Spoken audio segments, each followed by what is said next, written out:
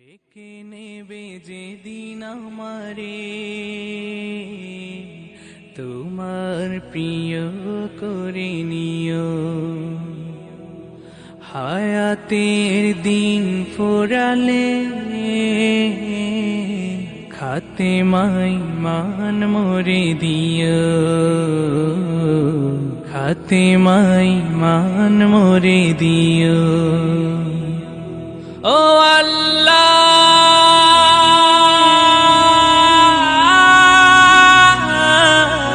আল্লাহ কালিমা নসিবে মোর দিও, কালিমা নসিবে মোর দিও। তোমাকে করেছি পর দুনিয়া বুকে, দুনিয়া করেছি পাপী মরি ধুকে ধুকে। তোমাকে করেছি পর দুনিয়া বুকে, দুনিয়া করেছে পাপী মরি ধুকে ধুকে। পরিণতি হবে কি চলে গেলে মালাকুল মাউত আমার আসবে যখন, তখন তোমার রহমের হাত বাড়িও, কালিমা নসিবে মোর দিও। বিল্লাহি মিনাশ শাইতানির রাজীম। বিসমিল্লাহির রহমানির রহিম।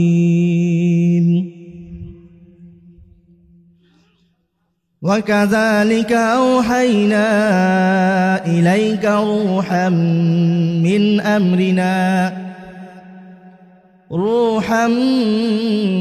أمرنا ما كنت تدري ما الكتاب ولا الإيمان ولكن جعلناه نورا نهدي به من نشاء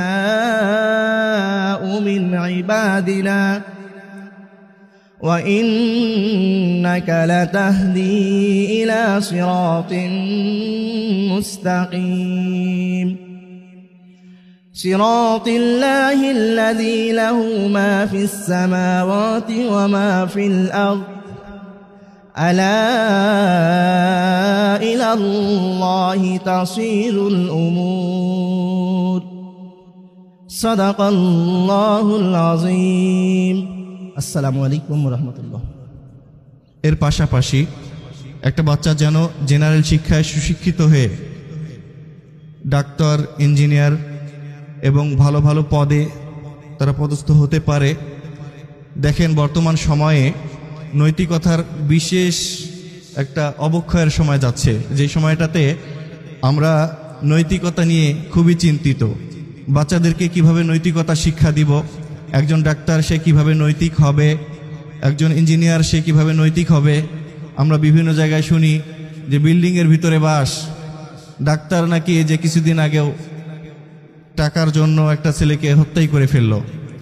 তো এই ধরনের নৈতিকতার অবক্ষয়ের কারণে আমরা বিভিন্ন জায়গায় ক্ষতিগ্রস্ত হচ্ছি। একজন মানুষের ভিতরে যদি কোরআনের জ্ঞান থাকে এবং সে যদি ডাক্তার হয়, একজন মানুষের ভিতরে যদি হাদিসের জ্ঞান থাকে এবং সে যদি একজন ইঞ্জিনিয়ার হয়, তাহলে এই ধরনের অনৈতিকতাগুলো তার মাধ্যমে হবে না। যদি কখনো সে শয়তানের ধোকায় পড়ে কোনো ভুল কাজ করেও ফেলে, ইনশাআল্লাহ বিইজনিল্লাহ এই কোরআনের জ্ঞান, আল্লাহ তাআলার তাকওয়া ভয় তাকে আবারও ফিরিয়ে নিয়ে আসবে। কিন্তু যার মধ্যে আল্লাহ তাআলার ভয়টা পর্যন্ত নাই, যার মধ্যে কোরআনের জ্ঞানটা নাই, যার মধ্যে হাদিসের জ্ঞানটা নাই, সে কিভাবে এই ভুল পথ থেকে ফিরে আসবে? সে তো বুঝেই না এটা ভুল পথে চলছি আমি। তো তাদেরকে এই সঠিক পথটা প্রদর্শনের জন্য আমাদের সম্মানিত উলামায়ে কেরামের পরামর্শে আমরা এই মাদ্রাসাটার আয়োজন করেছি। আপনাদেরও সার্বিক সহযোগিতা চাই, যাতে করে আমরা আমাদের পদে পদে আমরা কখনো যদি শয়তানের ধোকায় পড়ে কোনো ভুল কাজে চলে যাই,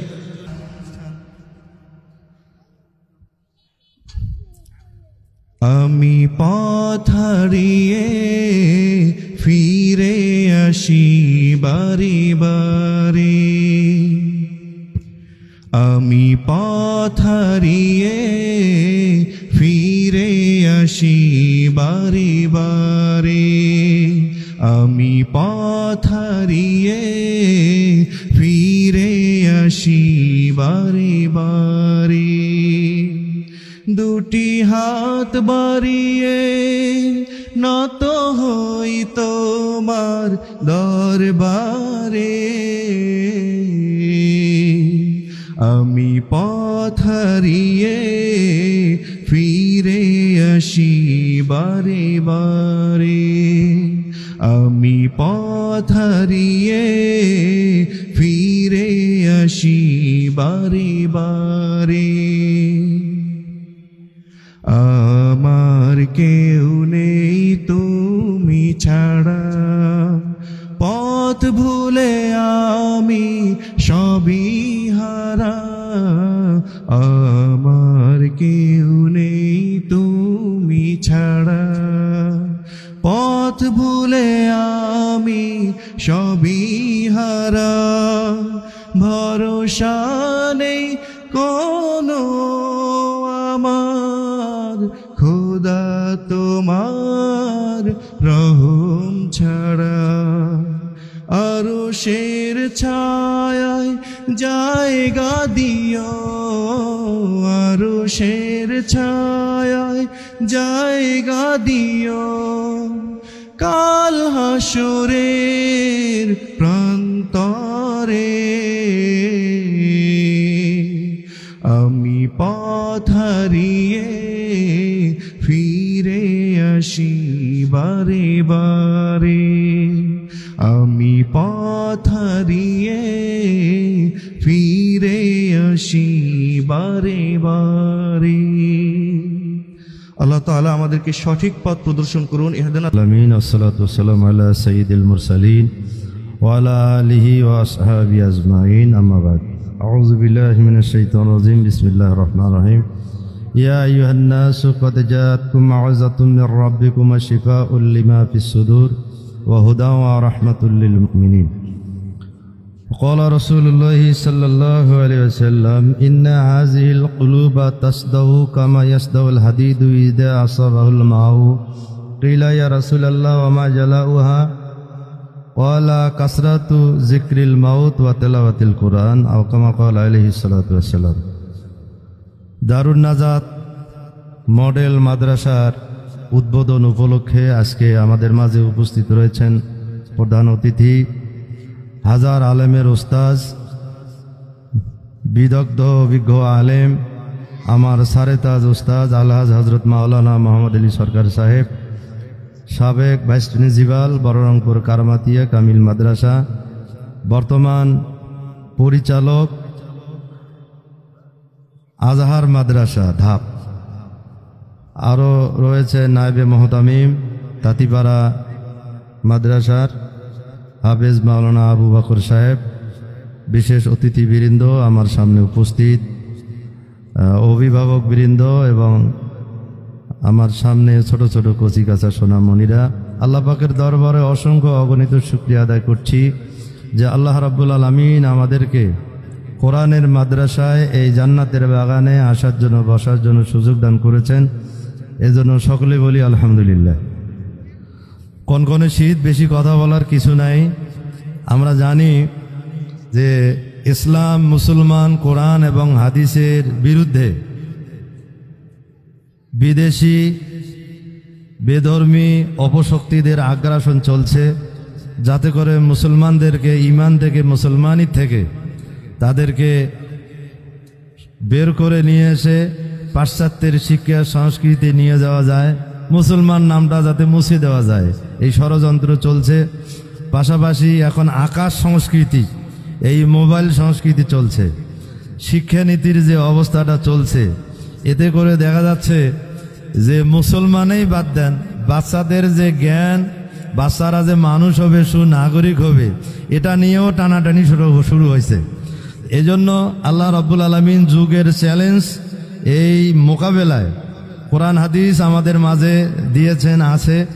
কিয়ামত পর্যন্ত যতই ঘাত প্রতিঘাত আসুক, কোরআন হাদিস আঁকড়িয়ে ধরলেই মুসলমানরা যেমন ঈমান হারা হবে না, দুনিয়ায় কামিয়াবি, আখিরাতেও তাদের কামিয়াবি। যে সম্মানিত হাজিরিন, এই ছোট ছোট সোনামণি বাচ্চারা এরা নিষ্পাপ, এদের অন্তর স্বচ্ছ। রাসূল সাল্লাল্লাহু বলেন, আল মাউলুদু ইউলাদু আলাল ফিতরাত, বাচ্চারা জন্মগ্রহণ করে ফিতরাতের অবস্থায়। তারা একেবারে মুসলমান হয়ে জন্মে, সাদা ধবধবে কাগজের মতোই জন্মে। এখন এই বাচ্চাগুলোকে ইহুদি খ্রিস্টান মা বাবাই বানাইবে, নামাজি বানাইবে মা বাবা, বেনামাজি বানাইবে মা বাবা, নৈতিক চরিত্রবান বানাইবে মা বাবা, চরিত্রহীন হইবে মা বাবার কারণেই, এদের কোনো দোষ নাই। এই বাচ্চারা যদি আসল শিক্ষাটা কোরআন হাদিসের শিক্ষা পায়, অন্তত ক্লাস 3 পর্যন্ত, হেফজ পর্যন্ত, তারপর ছোটবেলায় যে দাগটা পড়বে এটা ভবিষ্যতে আর সহজে মিশবে না। এইটাই যদি মা বাবার যে দায়িত্ব, কর্তব্য, এই শুরুতে যদি তাদেরকে কালেমার ইমানের দাগটা বসে দেওয়া যায়, তাহলে এই বাচ্চারা সহজে মুসলমানি থেকে তারা হারিয়ে যাবে না। তো সেই লক্ষ্য নিয়ে এই দারুন নাজাত মডেল মাদ্রাসা বিভিন্ন একাডেমি, বিভিন্ন কোচিং সেন্টার, তারপরে ক্যাডেট সেন্টার, ক্যাডেট স্কুল, তাদের মোকাবেলায় বিশেষ একটা উদ্যোগ নিয়ে আধুনিক আয়নে সুন্দর তারা একটা সিলেবাস করছে। এই ছোট ছোট সোনামণিদেরকে কোরআন হাদিসের শিক্ষা দিয়ে তারপরে আপনারা ধাপে ধাপে ধাপে ধাপে বাচ্চাদেরকে লাইনে নিয়ে যাবেন। আশা রাখছি আপনারা বাচ্চাদেরকে দিবেন, এবং যারা দিয়েছেন এই মাদ্রাসার শিক্ষা গ্রহণ করুন। হাফেজ আতিক আমি দেখেছি ব্যক্তিগতভাবে, আমি আমার বাচ্চাটাকে প্রাইভেট দিয়েছিলাম, তার কণ্ঠ তেলাওয়াত খুবই সুন্দর, এবং সে অনেক মাদ্রাসার প্রশিক্ষণ নিয়ে আসছে, এবং অভিজ্ঞ আলেম আর একজন দেখছি আমাদের ছাত্র জানে আলমও আছে, এবার ভার্সিটি পড়ুয়া, ইউনিভার্সিটি পড়া। ইউনিভার্সিটি পড়ুয়া মানুষ এখন ওই যে প্রাইমারি নার্সারির বাচ্চাদের পড়াইবে, তাহলে তার অভিজ্ঞতাটা এখানে প্রয়োগ করে বাচ্চাদের কিভাবে সামনে নিয়ে যাবে সেটাও আছে।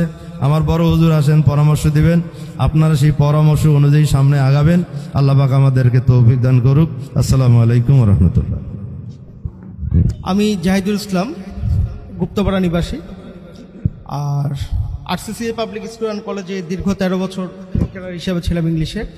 রিসেন্টলি আমি একটা মাদ্রাসা জয়েন করেছি এমপিও এনটিআরসিএ থেকে, সেটা হচ্ছে বেদগাড়ি একরামিয়া বহুমুখী ফাজিল মাদ্রাসা।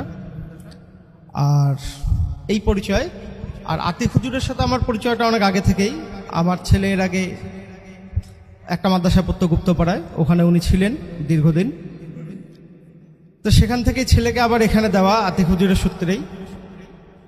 তো যেহেতু নতুন পথ চলা, কিছু মিসম্যানেজমেন্ট থাকবেই, খুব স্বাভাবিক ব্যাপার, ধীরে ধীরে হয়তো এগুলো সব কেটে উঠবে।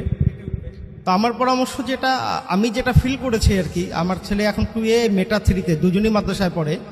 আমার ছেলে মেয়ে মানে মাদ্রাসায় দেওয়ার উদ্দেশ্য হচ্ছে আরবিটাকে যেন ভালো করে শেখে, পাশাপাশি জেনারেল লাইনটাও থাকে।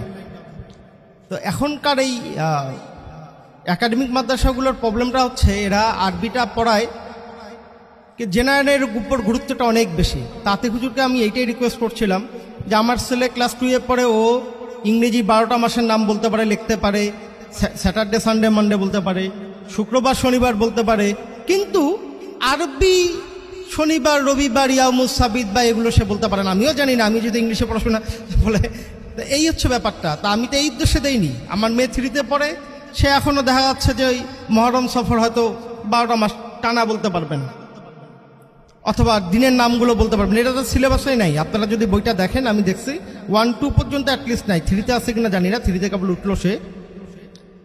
এই ব্যাপারটা একটু গুরুত্ব দিতে হবে যে আরবিতে আসলে এর প্রচুর লেখায়, এরা দেখছি আমি এদের মানে লেখার হোমওয়ার্ক বেসটা অনেক বেশি আরবির ক্ষেত্রে।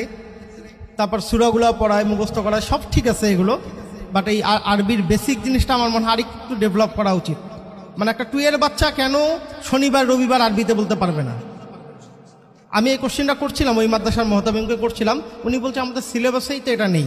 ওই যেই সিলেবাসটা চট্টগ্রাম থেকে দেওয়া 2A বই পর্যন্ত, এই সিলেবাসে আসলে ওইটা নাই কোথাও, যে শনিবার আরবি এটা, রবিবার আরবি এটা। এটাই একটা পরামর্শ থাকবে যে আরবিটার উপর যেন একটু গুরুত্ব দেওয়া হয়। আর বাংলা, ইংরেজি, অঙ্ক এগুলো সে পরিবেশ থেকেই শিখতে পারে, এগুলোর উপরও গুরুত্ব আছে, বাট এগুলো শেখার সময়টাও সে অনেক পাবে, এই আর কি। আর পরামর্শ বলতে আর তেমন কিছু নেই, ক্ষুদ্র মানুষ আমি। আমার সামনে যারা বসে আছেন সবাই অনেক বিজ্ঞ এবং শ্রদ্ধেয় সম্মানিত ওস্তাদজি বসে আছেন। তো এখানে আসলে কিছু মন্তব্য করা ধৃষ্টতার শামিল। আমি শুধু এটুকু রিকোয়েস্ট করবো যে এই মিসম্যানেজমেন্টগুলো আছে কেবল আজকে প্রথম দিন, এগুলো ইনশাল্লাহ ধীরে ধীরে ধীরে ধীরে কেটে উঠবে। আমরাও দোয়া চাচ্ছি, আপনারাও দোয়া করবেন। আর কি, আসসালামু আলাইকুম রহমতুল্লাহ বরকাতুহ। অগ্রণী ব্যাংকে আছি সিনিয়র অফিসার হিসাবে, রংপুর মেডিকেল কলেজ শাখা। আমি এর আগে ক্যান্ট পাবলিক স্কুল অ্যান্ড কলেজের গণিতের শিক্ষক ছিলাম, তার আগে রিসোর্স টিচার ছিলাম গণিতের। এখন আমি যে কথাটি বলতে চাই, আমার ছেলেকে আমি ভর্তি করাইছি এখানে। শিক্ষা প্রতিষ্ঠান চালু করা অনেক ভালো একটা ব্যাপার, কিন্তু এটা কোনো ব্যবসায়িক প্রতিষ্ঠান নয়। এখান থেকে আমি আর্থিকভাবে বেনিফিট হব এইরকম কোনো নিয়ত থাকা যাবে না। কারণ আমরা যে বাচ্চাদেরকে ভর্তি করাইছি, আপনারা যে সময়টা আমার বাচ্চাকে নিয়ে এখানে থাকবেন, এটা বিরাট একটা দায়িত্বের ব্যাপার। কারণ আমি অনেক বিশ্বাস করে আপনাদের এখানে দিছি যে আমার বাচ্চা এখান থেকে কিছু শিখবে।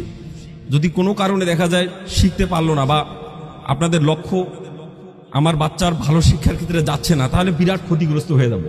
কারণ অনেক শিক্ষা প্রতিষ্ঠান, কোনটা ভালো কোনটা মন্দ অনেক ব্যাপার আছে।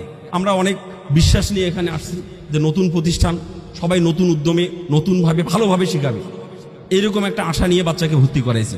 অনেক প্রতিষ্ঠান রংপুর শহরে, কোনটা ভালো কোনটা মন্দ, কে ভালো পড়ায় খারাপ পড়ায়। আমি ক্যান্ট পাবলিকে ছিলাম, এখন আমরা অনেকে মনে করি ওখানে গেলেই ভালো হবে। আসলে ভালো মন্দ অনেক ব্যাপার আছে।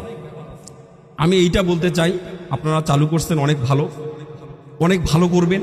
আমাদের বাচ্চারা যেন অনেক ভালো করে, তাহলে আপনাদের প্রতিষ্ঠানও ভালো চলবে, আমরাও উপকৃত হব, সব দিক থেকেই ভালো হবে, এই আশাবাদ ব্যক্ত রাখতেছি। আসসালামু আলাইকুম। আসসালামু আলাইকুম ওয়া রাহমাতুল্লাহি ওয়া বারাকাতুহু। আলহামদুলিল্লাহ কাফা ওয়া সালামুন আলা ইবাদিহিল্লাযিনা ইসতাফা। আম্মা বা'দু ফাউযু বিল্লাহি মিনাশ শাইতানির রাজীম।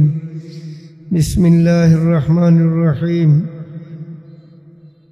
ইয়া আইয়ুহাল্লাযিনা আমানুত্তাকুল্লাহা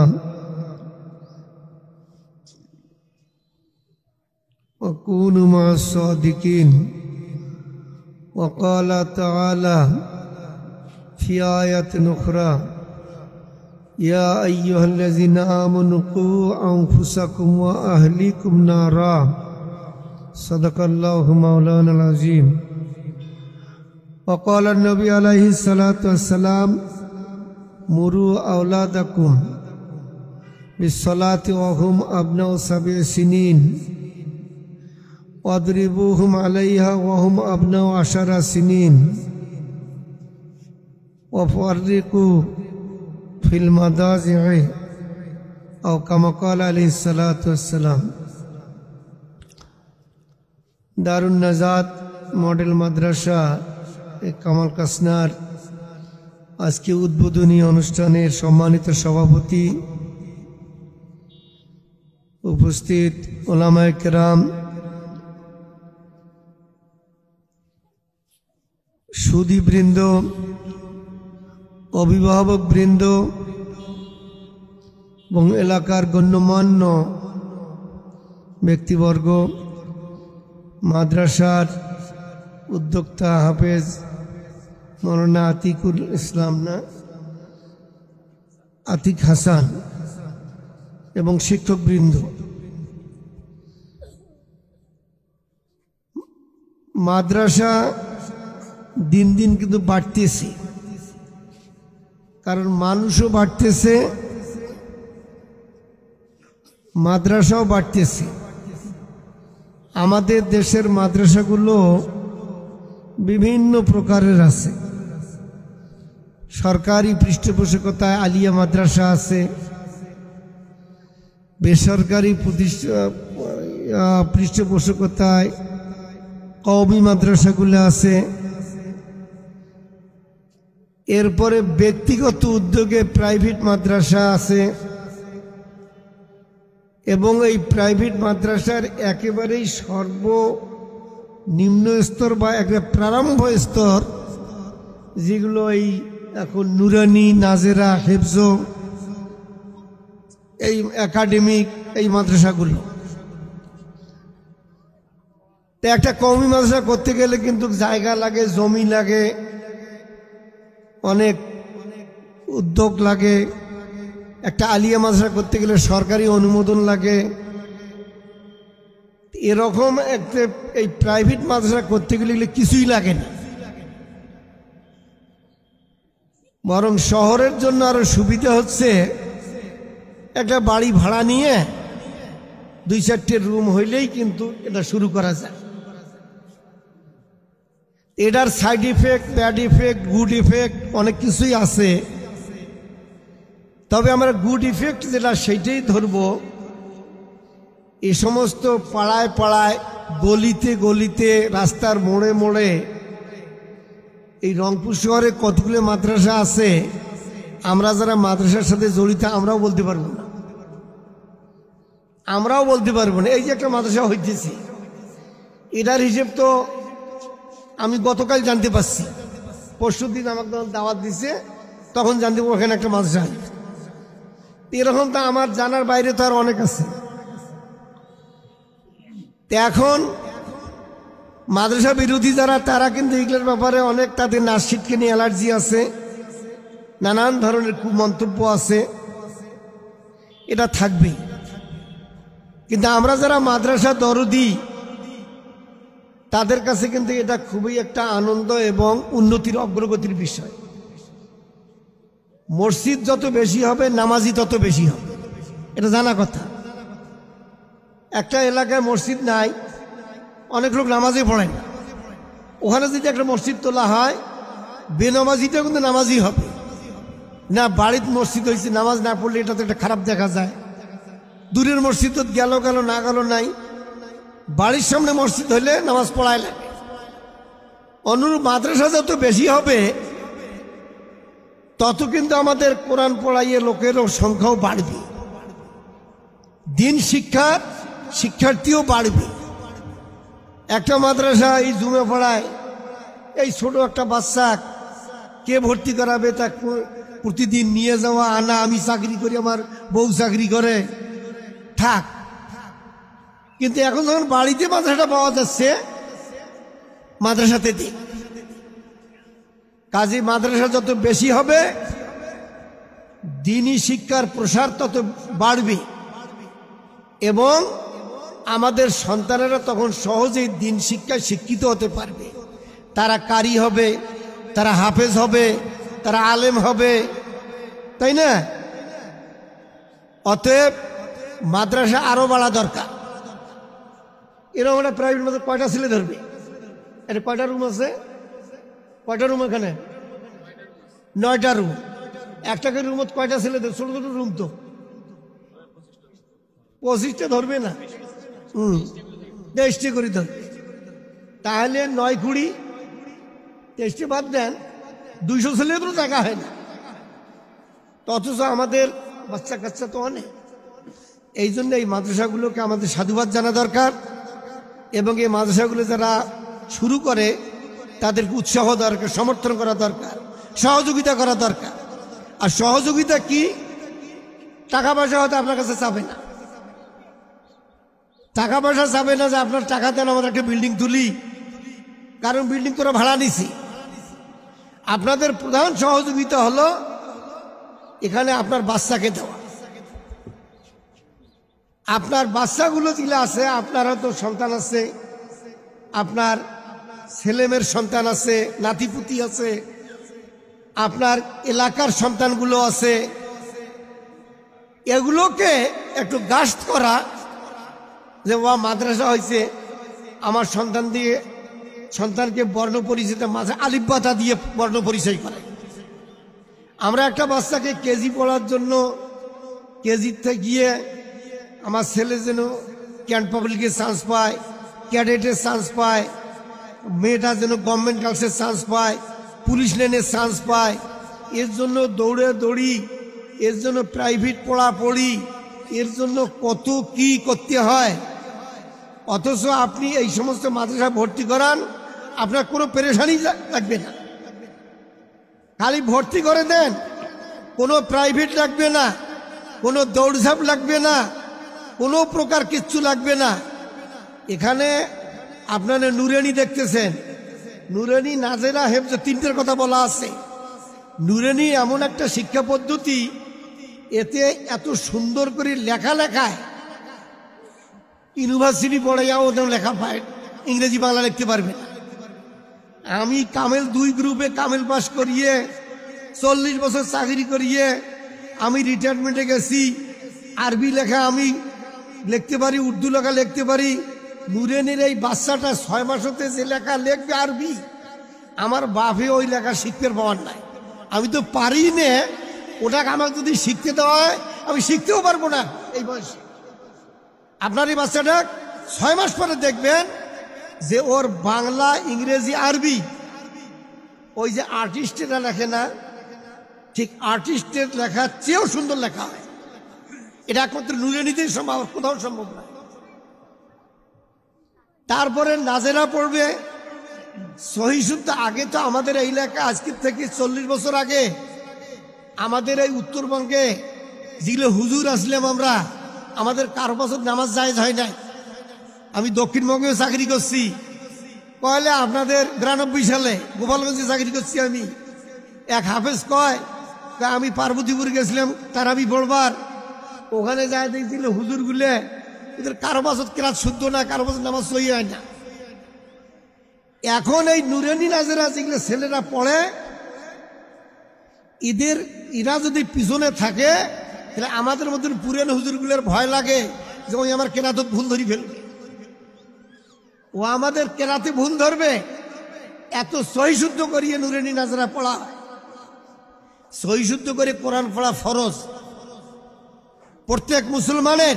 মশলাটা জানিয়ে রাখবেন, নামাজ পড়া ফরজ, নামাজের মধ্যে কোরআন পড়াই কিন্তু ফরজ। অতএব সহিশুদ্ধ কেরাত পড়া ফরজ। এ কারণে প্রত্যেক মুসলমানকে সহিশুদ্ধ কোরআন শিক্ষা করা ফরজ। আমরা তো কোরআন পড়তেই জানি না, সহিশুদ্ধ তো দূরের কথা, কোরআন পড়তেই জানি না। বাংলা নামাজ শিখে বই দেখিয়ে 2-4টে সুরে কোনো রকম কটর মটর পড়িয়ে আমরা হাতে যারা নামাজ পড়ি 2-4 রাকাত তারা পড়ি। শুদ্ধ তো দূরের কথা, কোরআন পড়তেই জানি না। অথচ নামাজ পড়া ফরজ, নামাজের মধ্যে কোরআন দিয়ে নামাজ পড়তে হয়, কোরআন পড়া ফরজ। এই জন্য সহিশুদ্ধ কেরাত পড়া ফরজ, অতএব সহিশুদ্ধ কেরাত শিক্ষা করা ফরজ। আমরা পারি নাই, আমরা পারি নাই, এর জন্য আল্লাহর কাছে জবাব দিতে হবে। আমরা হয়তো এক গুনার একটা ক্ষতিপূরণ আদায় করতে পারবো আমার এই সন্তানগুলোকে যে সহিশুদ্ধ কোরআন শিক্ষার ব্যবস্থা করি। এবং আমি বলতে পারি আল্লাহ আমি তো শিখতে পারিনি, এবছর তার পাচ্ছিওছি না, আমার নাতিটাকে আমার বাচ্চাটাকে আমি দিছি কোরআন শিক্ষার জন্য, তুমি তাকে সহি কোরআন শিক্ষার তৌফিক দান করো, আর এর ওসিলায় তুমি আমাকেও মাফ করো আমি যে পারি নাই। এটা তো বলতে পারবেন। এবং আপনার জন্য শিক্ষা করা ফরজ, আপনার এই সন্তানদেরকেও শিক্ষা দেওয়া এটাও ফরজ। সন্তানগুলো খুব তো আমাদের আদরের বস্তু, কলিজের টুকরা। আমরা তো বলি যে আমার কলিজের টুকরা, সন্তান এত আদরের, কলিজের টুকরা বলি। এজন্য তাকে ভালো ভালো খাওয়াই, যে যেটা চায় সেটা দেই, তার আবদার আমরা অপূর্ণ রাখি না। সাধ্য মতো যারা রিক্সা চালায়, কামলা দেয়, তারাও তার ছোট বাচ্চাটার জন্য ভালো খাবারটাই নিয়ে আসে।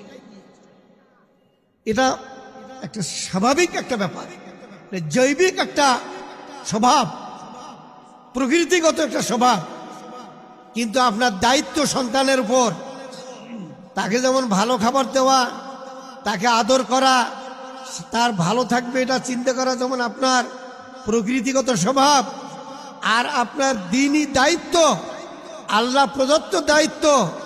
এই সন্তান আল্লাহ দিয়েছে, আপনি কোনো প্রকার চেষ্টা করে সন্তান পান নাই, সন্তান আল্লাহর দান। কতজন আছে নাদুস নুদুস চেহারা স্বামী স্ত্রী, কত সুন্দর সুন্দর খায়, বাট তাদের কপালে কোনো সন্তান নাই। কেন নাই? আল্লাহ দেয় নাই। আর আপনি কি খান কি পান, অথচ আপনার 3টে বেটা 3টে বেটি কেন হয়েছে? আল্লাহ পাকই দিয়েছে। কাজে আল্লাহ অফুরন্ত একটি দান হচ্ছে সন্তান। এই সন্তানকে আল্লাহ যেমন দান করেছেন, এই সন্তানকে মানুষ করার জন্য আল্লাহ দায়িত্ব আপনাকে দিয়েছেন। আমি যে আয়াতটি তেলাওয়াত করেছি তার অর্থ হলো, হে ইমানদারেরা, তোমরা নিজেদেরকে এবং তোমাদের পরিবারবর্গকে তোমরা জাহান্নামের আগুন থেকে রক্ষা করো। কু আনফুসাকুম ওয়া আহলিকুম নারা, তোমরা তোমাদের নিজেদেরকে এবং তোমাদের পরিবার বলকে স্ত্রী বুঝায়, পরিবার বলকে আমার ছেলেমেয়েদেরকেও বুঝাবে যে তোমার নিজেদেরকে জাহান্নাম থেকে বাঁচা। অতএব আমাকে ঈমান আনতে হবে, আমাকে নামাজ রোজা পড়তে হবে, আমাকে হালাল হারাম বাঁচতে হবে, তাহলে আমি জাহান্নাম থেকে বাঁচতে পারবো। এটা আমার দায়িত্ব। ওয়া আহলিকুম নারা, এবং তোমার পরিবারকেও জাহান্নাম থেকে বাঁচাও। অতএব আমার স্ত্রী যেন বেনামাজি না হয়, আমার স্ত্রী যেন বেপর্দা না হয়, আমার স্ত্রী যেন হালাল হারাম বোঝে, আমার সন্তান, আমার নাতিপুতি তারাও যেন হালাল হারাম বোঝে, তারাও যেন নামাজ পড়ে, তারাও যেন কোরআন শেখে, তারাও যেন দিন শিক্ষা করে, তারাও যেন আল্লাহ বিরোধী না হয়, এই শিক্ষা দেওয়া এটাও আমার জন্য ফরজ। আমি তবলিগের বড় আমির হইলাম, 3 চিল্লা 7 চিল্লা জীবন চিল্লে লাগাইলাম, আমি বড় হুজুর হইলাম, আমি তাহাজ্জুদ পড়ি, আমি বড় একজন মুহতামিম হইলাম, আমি মুহাদ্দিস মুফতি হলাম, বাট আমার স্ত্রী পর্দা করে না, আমার সন্তান কোরআন পড়ে না, আমার সন্তান নামাজ পড়ে না। আমি মুহাদ্দিস হওয়ার পরে, আমি মুহতামিম হওয়ার পরে, আমি আমির হুজুর হওয়ার পরে আল্লাহর কাছে কিন্তু আমাকে জবাবদিহি করতে হবে, কেন তোমার সন্তান নামাজি হয় নাই,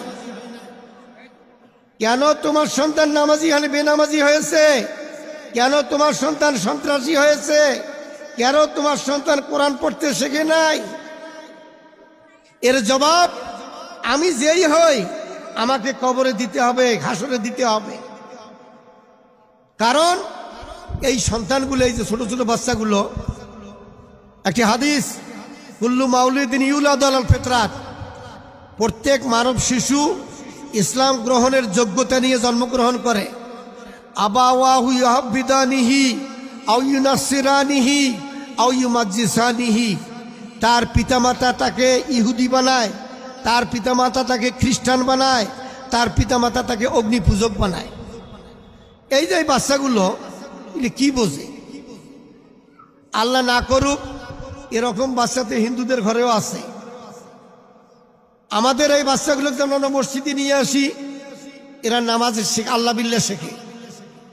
হিন্দুদের ঘরের এই বয়সের বাচ্চাগুলো এদের সাথে তাকে স্কুলে পড়ে, ওর বাবা মা ওকে মন্দিরে নিয়ে যায়, ওই জন্য ওরা মন্দিরের হিন্দুয়ানি সেরেকি শিখতেছে।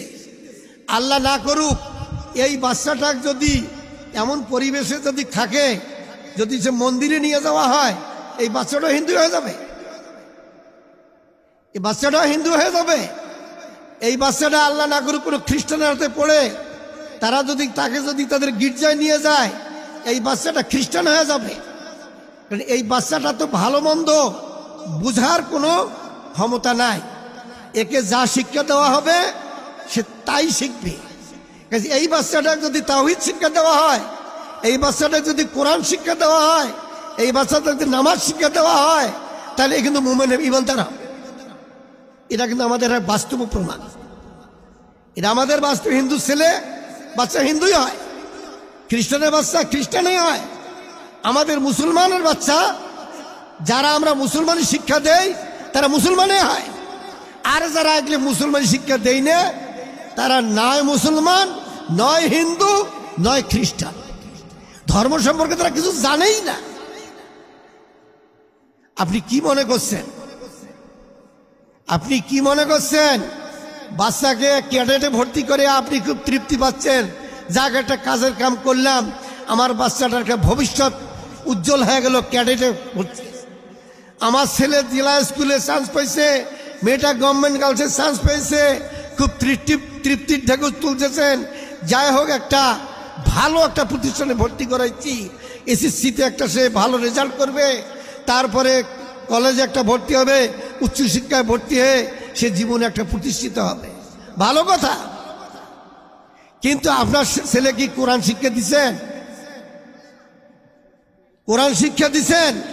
আপনার ছেলে কি নামাজ শিক্ষা দিচ্ছেন? জেনে রাখবেন, একটা হাদিস পড়েছি আমি, রসুল পাক সাল্লাল্লাহু আলাইহি ওয়াসাল্লাম বলেছেন, তোমাদের সন্তানের বয়স যখন 7 বছর হবে তখন তাদেরকে নামাজের জন্য হুকুম করবে। মুরু আওলাদাকুম বিসসালাত, তোমাদের সন্তানদেরকে নামাজের শিক্ষা দিবে, হুকুম করবে। ওয়াহুম আবনাও সাবিউ সিনিন, তারা যখন 7 বছর বয়সে পৌঁছবে। বলেন তো আমরা কে আছি? হুজুররাই বলি আমরা 7 বছর বয়সের এই বাচ্চা, অনেকগুলো 7 বছর, এদের কি আমরা প্রত্যেক ওয়াক্তে নামাজের হুকুম দেয়? বাবা আসলে তো তোর এখন 7 বছর বয়স, এটা আমার দায়িত্ব।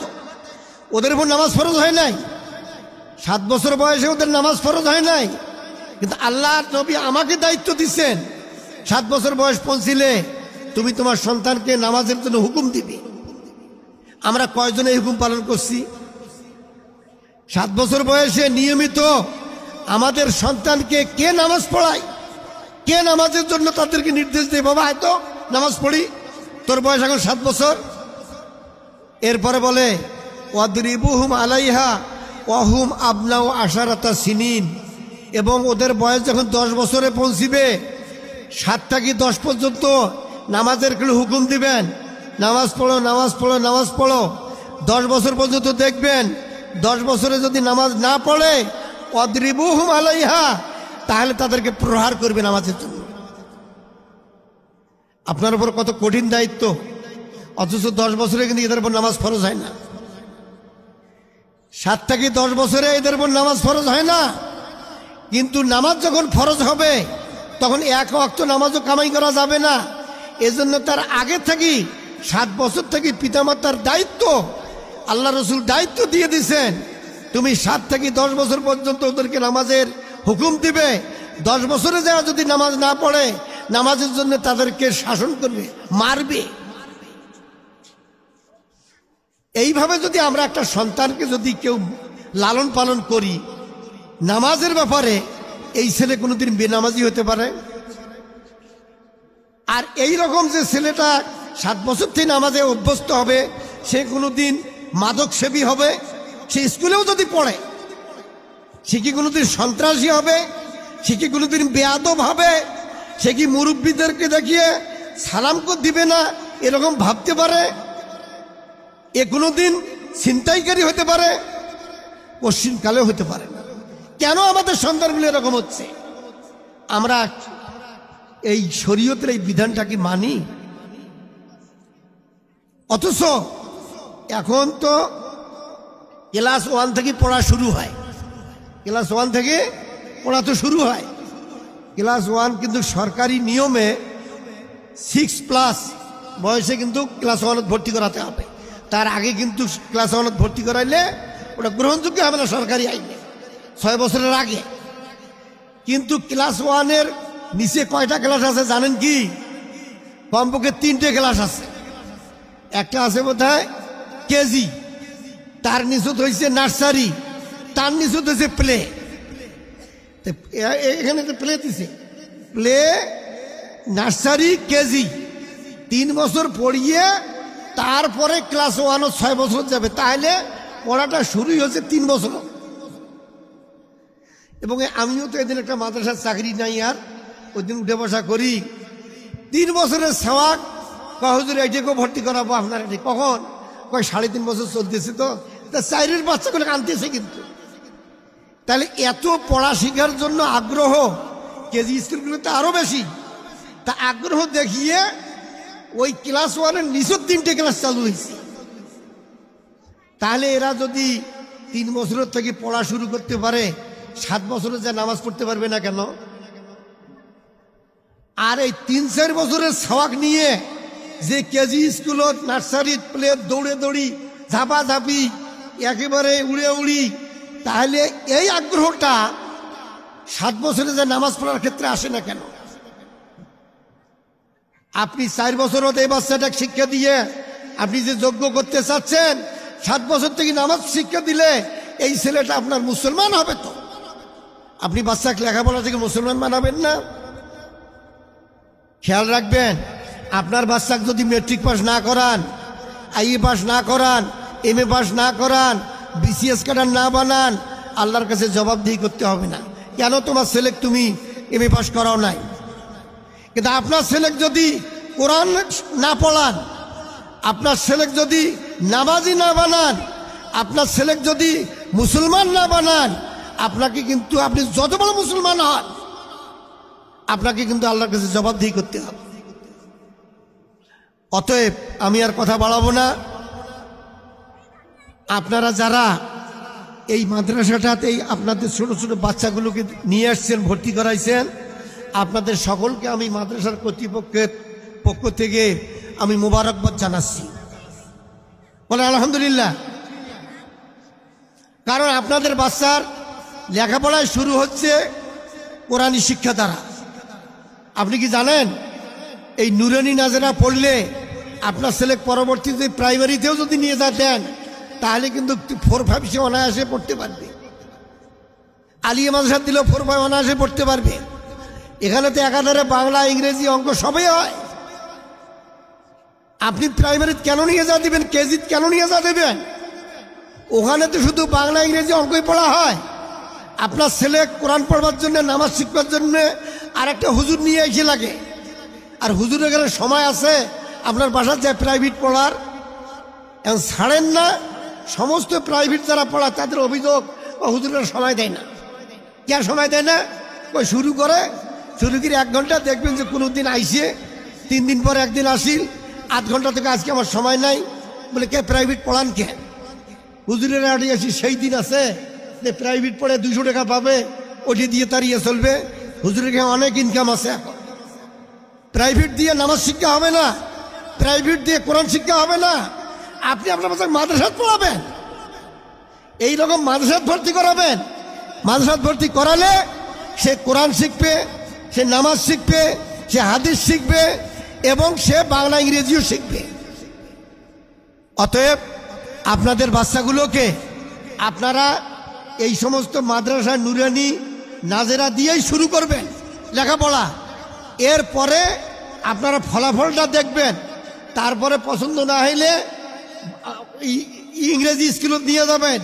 কিন্তু আপনার এখানে কিন্তু সে কোরআন শিক্ষা ভালো শিক্ষিত হবে এবং আপনি চাবেন যে আমার ছেলেটাকে মাদ্রাসাতে পড়াই। আর মাদ্রাসা পড়াইলে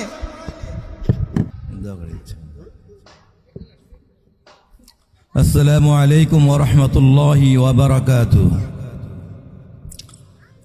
আজকের অনুষ্ঠান দারুন নাজাত মডেল মাদ্রাসার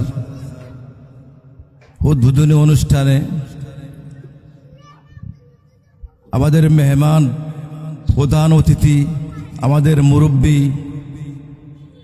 মোহাম্মদ আলী সাহেব দামাত বারাকাতুহুল আলিয়া, আরও অন্যান্য এবং তলাবায়ে জামদের মা বাবারা আছেন, এনাদেরকে আন্তরিক মোবারকবাদ জানাচ্ছি যে অনেক দামি দামি স্কুল থেকে এখানে একটা দ্বীনি শিক্ষায় যে সন্তানদেরকে দিচ্ছেন, এটা অনেক বড় নিয়ামত। আল্লাহ যাকে পছন্দ করেন তার দ্বারাই এই দিনকে প্রতিষ্ঠা করবেন। আল্লাহ যাকে পছন্দ করেন না তার দ্বারা কোনো দায়িত্ব, দিনই কোনো দায়িত্ব তাদের মাঝে অর্পণ করেন না।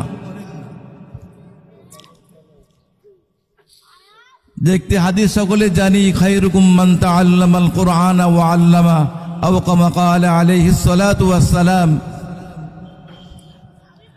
যে কোরআন শিক্ষা করে এবং শিক্ষা দেয় তারাই তোমাদের মাঝে সর্বোত্তম, সর্বশ্রেষ্ঠ বলা হয়েছে। তা সেই কাজেই আপনারা নিয়োজিত হয়েছেন। এজন্য আমার অন্তঃস্থল থেকে আপনাদেরকে মোবারকবাদ জানাচ্ছি। এখনই দোয়া হচ্ছে, আমরা সকলেই কয়েকবার দুরূদ শরীফ পড়ব, আর এখন বই বিতরণ করা হবে, এরপরে দোয়া হবে ইনশাআল্লাহ। জ্ঞান সাধনায় শূন্য যদি হয় তোমার মন, লিখতে গিয়েও কোনো কিছু না থাকে স্মরণ, তবে আল্লাহকে স্মরো, হৃদয়টাকে ভরো, তবে আল্লাহকে স্মরো, হৃদয়টাকে